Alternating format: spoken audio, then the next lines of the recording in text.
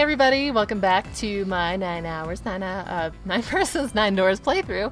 Last time we were in a casino of some sorts and the door was locked and we wandered around, found some cards, played baccarat, and other stuff, and everything added up to 9. It's crazy.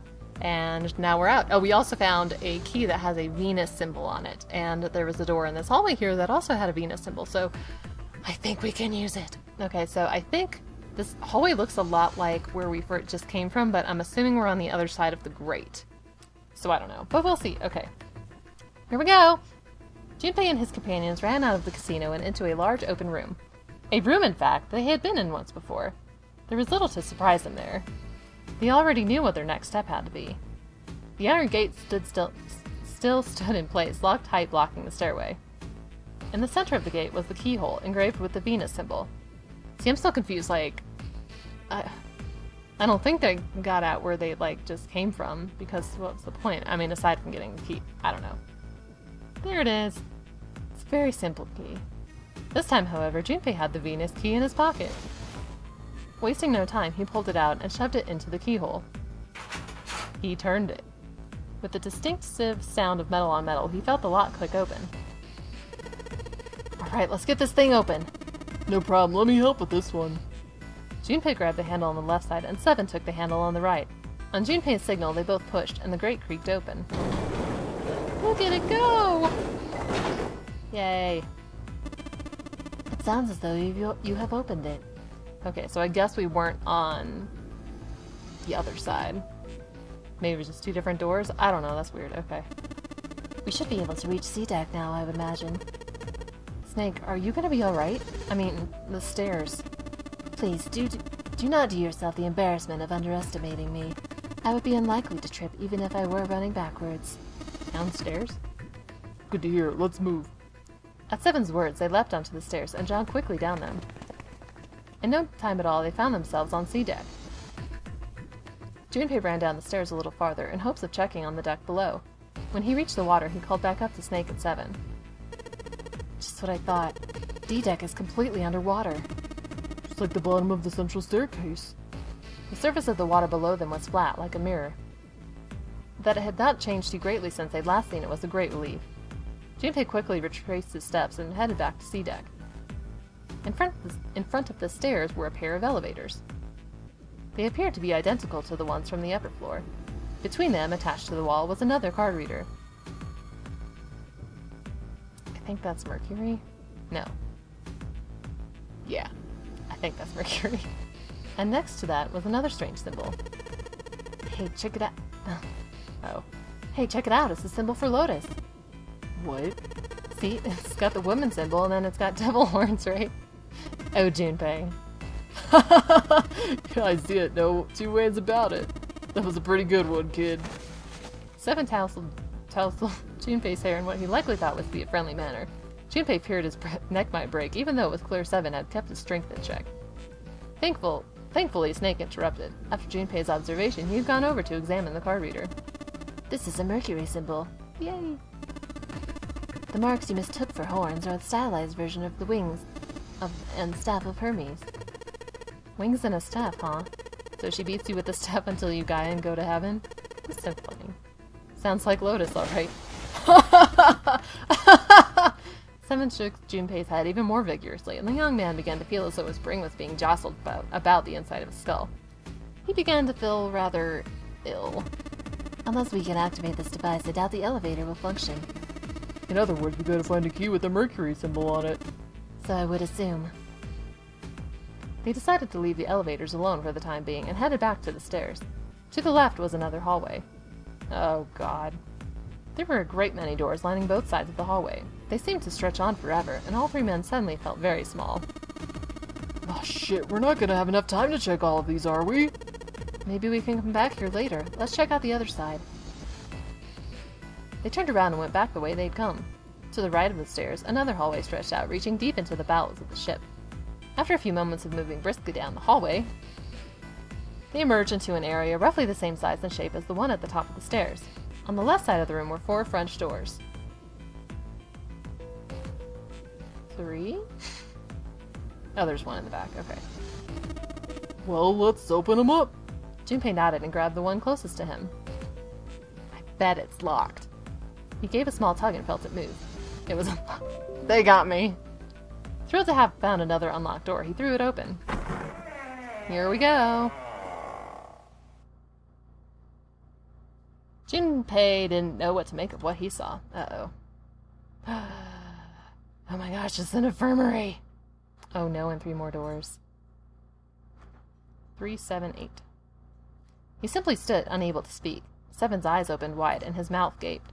After a few long moments, 7 at last managed to speak. Hey, what is this place? A massive room stretched out in front of them, more a cavern than a room. Its vastness was oppressive, and it bore down on 7 and Junpei. It was not empty, however. The entire room was filled with lines upon lines of beds. They were simple things, little more than pipe and thin mattresses. Is this a hospital? He had at last been able to put a name to the harsh scent that pervaded the room. The room was full of the clean smell of antiseptic solution. In the center of the room were shelves stacked with medicine and a number of medical devices, the function of which Junpei did not know. More importantly, however, on the back wall of the room were 4 doors. I still only have to see 3. 3 of them were emblazoned with large single-digit numbers made with thick red paint. The door on the left was labeled 3. The second door from the left had no number, but the third had been given a 7. The door on the right bore an 8. There could be no doubt they were numbered doors. It did strike Junpei as strange, however, that the door between 3 and 7 could be blank. Should be blank. What, he wondered, could it mean? Let's take a look at those doors. Yeah, good idea. The 3 of them threaded their way through the beds toward the back of the room. Upon reaching them, they proceeded to investigate each door in turn, but to no avail. And what were they hoping for? Oh, I guess hoping it'd be open? I mean, they should know that by now. Nothing's open. Yep, locked, just like I thought. Naturally. After all, there are rules to the nonary game, and to allow these doors to open easily would violate those rules. Unless we can authenticate ourselves with the red, the numbered doors will... Whoa, check this out. Suddenly, 7 spoke up, interrupting Snake. Look at the red. There's nothing on it. Huh? Don't you remember the red back at the main staircase? If there wasn't anyone in it, it said vacant on the little screen, remember? Oh, yeah. Yeah, you're right. But this one... There's nothing. Right? You think it's broken? Only one way to find out.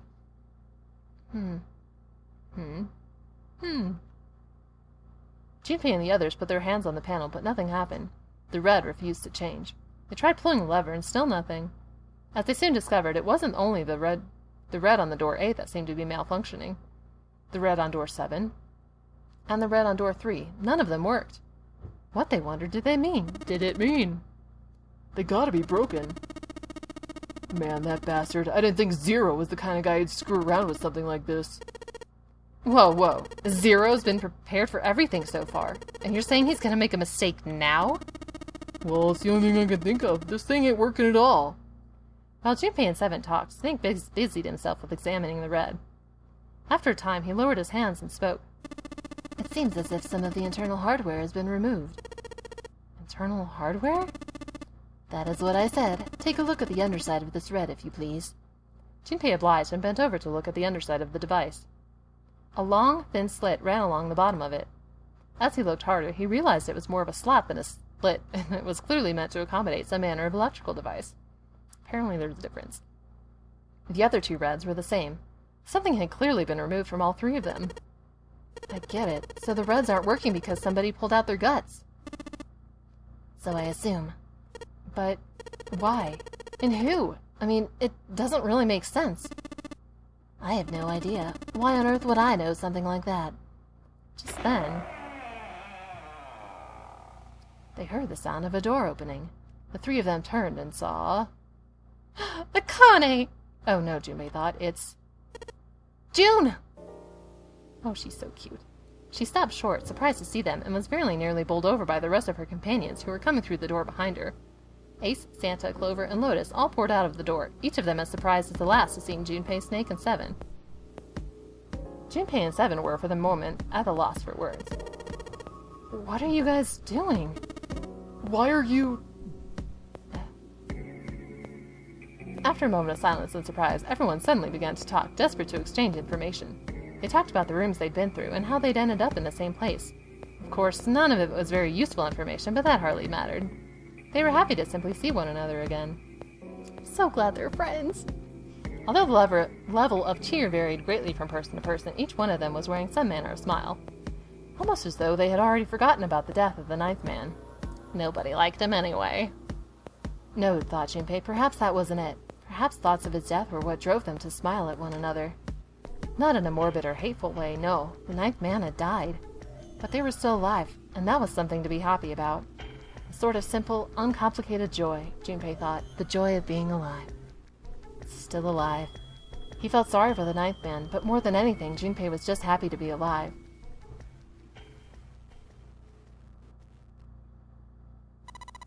This is bad, though. If the red isn't working, we can't keep going. What about that big hallway? Maybe there's something in there we might be able to go. No, there's nothing there. The 5 of us had a quick look. There was a great many rooms, although none of them appeared to have held patients for quite some time. Patients? Like, are they all hospital rooms? Oh. Patients? You mean all those doors are for hospital rooms? I'm so glad they understand what I'm thinking. Yes. Apparently they have a number of individual rooms in addition to this large central room. There was a door down at the end of the hallway too, but it was locked. It had one of those solar system mark things on it. It was the Jupiter symbol. Jupiter. I wonder what it means. Confusion seemed to be the consensus. That reminds me, what's the deal with this big room anyway? What is this thing? Was this some kind of huge passenger ship? No one, not even Snake, appeared ready to offer an answer until Seven unexpectedly spoke up. I bet it's a hospital ship. In fact, it's probably the Gigantic. The Gigantic? Junpei looked at Seven, shocked both by his knowledge and the apparent identity of their prison.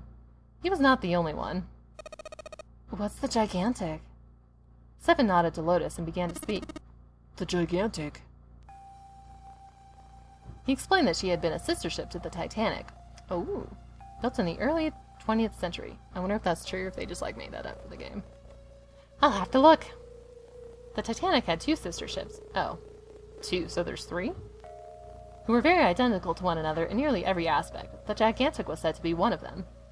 She was initially intended to be a passenger liner like the Titanic, but soon after the ship was launched, the First World War began, and she was pressed into duty by the British Navy as a hospital ship. Ew. Sometime later, the Gigantic was damaged by a German mine in the Aegean Sea. She managed to run aground after the incident and consequently was not sunk. What then happened to the Gigantic after her fateful encounter in the Aegean Sea? One theory ran that a man named Lord Gourdane purchased her. Lord Gourdane, it seemed, had been one of the few survivors of the Titanic tragedy, and that trauma had turned him into an obsessive collector of all things related to the Titanic. As his obsession deepened, he began to desire the Titanic itself. That, of course, was impossible. The Titanic lay at the bottom of the Atlantic Ocean. The Gigantic, however, had not suffered such a dire fate, and as she was identical to her sister ship, she caught Lord Gourdane's eye. I really have to look this up because I'm interested now. So you're saying this Lord Gourdane bought this ship? Hey, Zero! Yeah, at least I think I am. No, that's impossible! No way we're in the same boat that's almost 100 years old! Pipe down, just pay attention. What, that's it? Well, have you got any proof? Proof? Proof that this ship is really the Gigantic? Well, this ship's got stuff that's like the Titanic in a hospital ship, so I just figured... Oh, for goodness. Don't tell me that's your only reason. No, I've got more. Like? Well, I mean... Seven looked around desperately, doing anything to avoid meeting Lotus's piercing stare. He scratched his head for a moment, that action. Then gave up. Finally, he opened his mouth. I don't know. Lotus sighed and shook her head. I guess your memory isn't back yet, is it? No, sorry. Then, almost as if to save Seven from further embarrassment... Oh no! Oh no, they're running out of time! A bell began to ring from far away. It sounded as though it was the clock at the main stairway. Junpei counted each chime carefully. 10, 11, 12? 12? It was 10 o'clock last time. It's midnight. And we've still got 6 hours left, right? Let's just get moving. We gotta find that hardware the Reds are missing. That's all well and good, but where are we going to look? Well, we've already searched the big patient room, They had been examining the room as they talked. but we haven't found anything. Right. Well, there's only one thing left to do. Just one? Well, not just one. Wait a minute. Are you telling me we have to search all of these rooms? Well, you already checked some of them out before you came here, right? We each checked... We each checked a single room, so 5 rooms in total. Alright then, that's 5 rooms we don't have to search. If we split up, it won't be that bad. If each of us could do 6 rooms apiece, we'll have the other 48 rooms cleared in no time. There are 48 other rooms? Lotus did not seem excited by the prospect. I don't blame her. But I mean, what else are they gonna do? They gotta get out of there somehow. Seven fidgeted nervously before responding. Maybe. How did he know? How did he know?